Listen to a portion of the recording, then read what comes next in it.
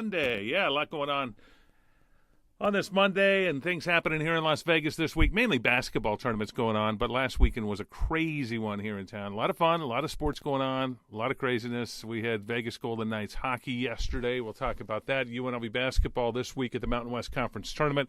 West Coast Conference is playing at the Orleans this week. Pac-12 is coming to Las Vegas. The Western Athletic Conference coming to Las Vegas. So a lot of basketball in town this week.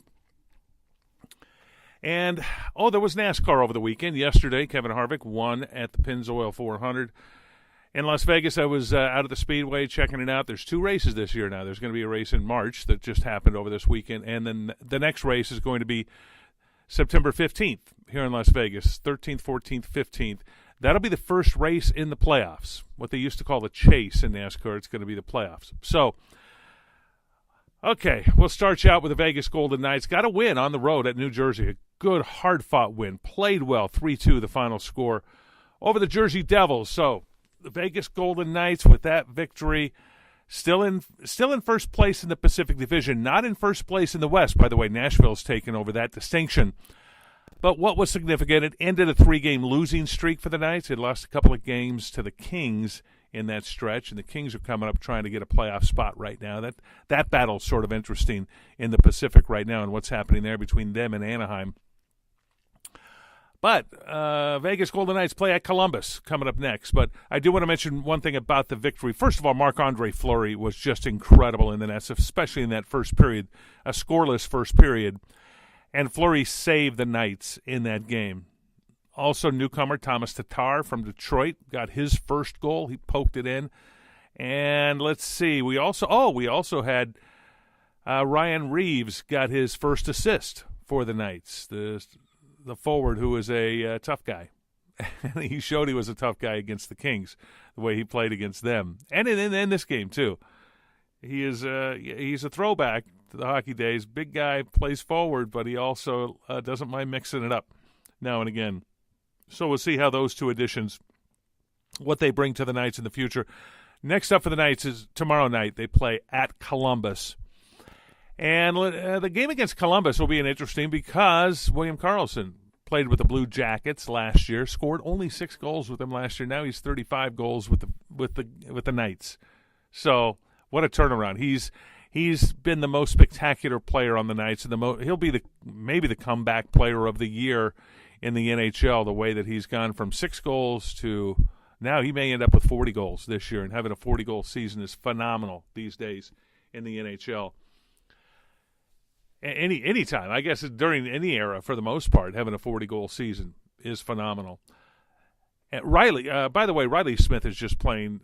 He was the 3rd star of the month in February in the NHL, in the entire league, and he started out March the same way. So he's a guy who's, I don't want to say quietly doing a great job because there's nothing quiet about it, but he is just doing a great job and a great player to watch on the Knights.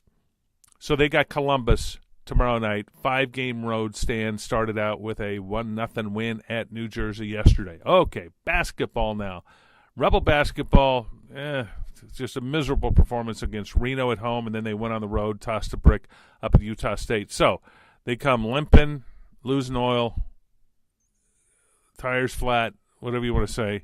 But anyway, they are on their way to the Mountain West Tournament. On Wednesday it begins here in Las Vegas. They play the first game at the Thomas & Mack Center. They are playing Air Force in the opening game.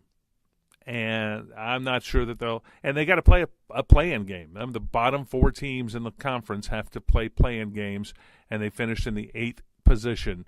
Last year they were in the 11th position, so maybe some progress here under Marvin Menzies, but hard to see a whole lot of progress.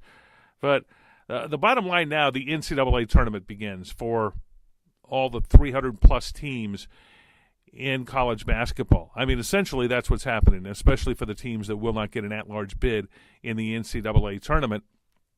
This is the way they get into the NCAAs is by winning games, and for Vegas, it's going to have to be run the table in the Mountain West tournament, and nobody sees that happening.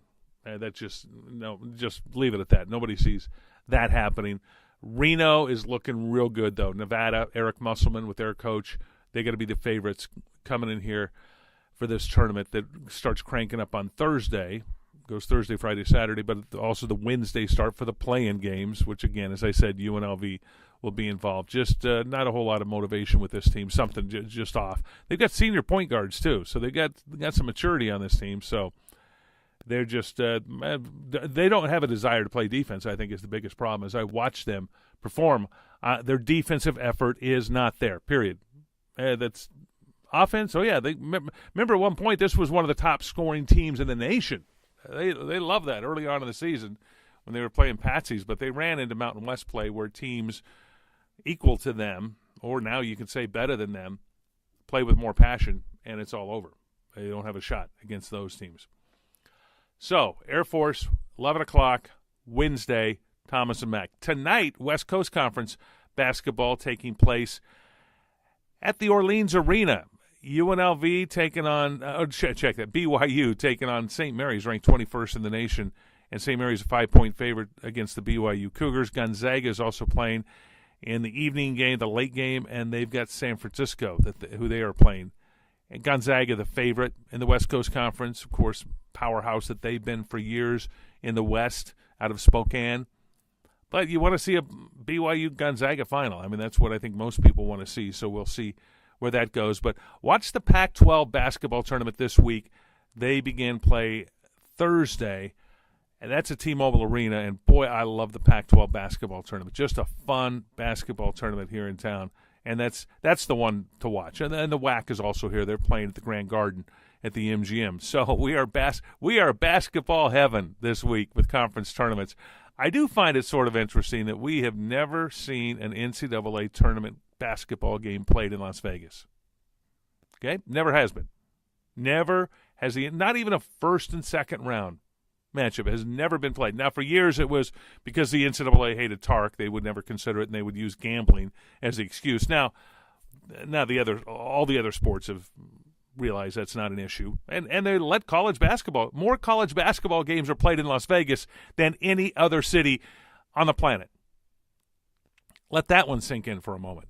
More college basketball games are played in Las Vegas than in any other city on the planet. Period. And in fact, there's no other place that's close because of all the conference tournaments here, preseason tournaments, holiday tournaments. It's 100.